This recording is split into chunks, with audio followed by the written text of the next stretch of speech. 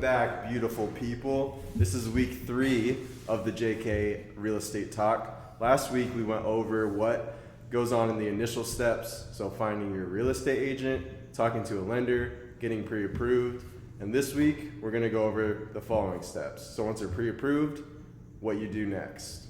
So, Jaeger, what's the next steps after you bring your client in and I tell them, hey, you're good for $450,000? Yeah, so once you know that dollar amount, there's some pretty important stuff to figure out, and that is what's important to you. Yeah. And so this is going to look different for everybody, right? We got some people that are getting into the market that are downsizing, so maybe they want a smaller place.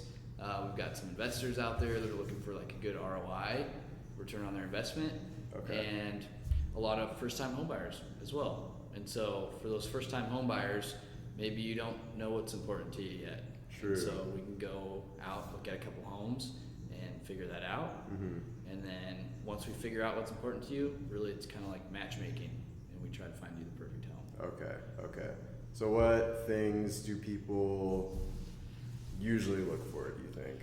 Yeah, so quite often the big ones are numbers of bedrooms and bathrooms and overall square footage, but it could get all the way down to specific acreage they're looking for. Maybe they're looking for a home with a fence, they got an animal, just anything like that. Okay, to keep it real here, Kendall you just bought a house a couple years ago. Right. And so what were some of the things that were important to you? Shoot, dude. Whatever my wife wanted. I really had no say. Well, to be honest, it was all her. Well, are you happy with the house you got? Yeah, it worked out. Okay. No, I love it. And now we're looking for an investment property, so we're calculating how much rent we can bring in and all those calculations to see how it's going to work out. So now you're thinking more about the return on your investment, right? Rather than maybe some specific things that were important to you. Yeah, long term, and that's why I say like it's always a good time to buy, no matter what the market's looking like. Whether house prices are high or interest rates are high, it's always fluctuating. But if you get in now, if a lender says that you can qualify and they're willing to give you $500,000, then they can trust. They did their due diligence. They know that you can make these payments. So some people are scared of the payments, but if they trust you with $500,000, you can make the payments. You just got to figure out in your budget. Maybe that means eating out less. Less Starbucks. Yeah, that adds up quick. $7 coffees? Are you kidding me? Yeah, get rid of those. Yeah. Get rid of those. It's also not good for you. Yeah. But yeah, eating out less, maybe less vacations, working more hours. I don't know, but there's a way to make that work. Yeah. So. And you can do it. You can do it. I believe in you.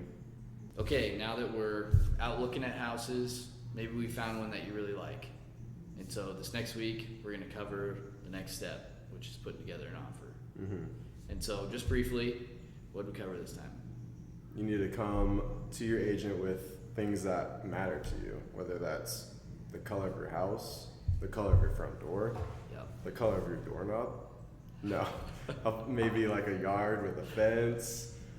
Size, location, square footage, school district, neighborhood.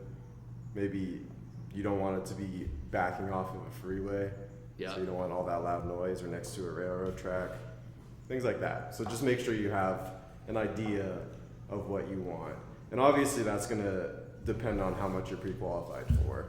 So keep that in mind also. Yeah. So get that figured out, and then we'll see you next week. See ya. Peace.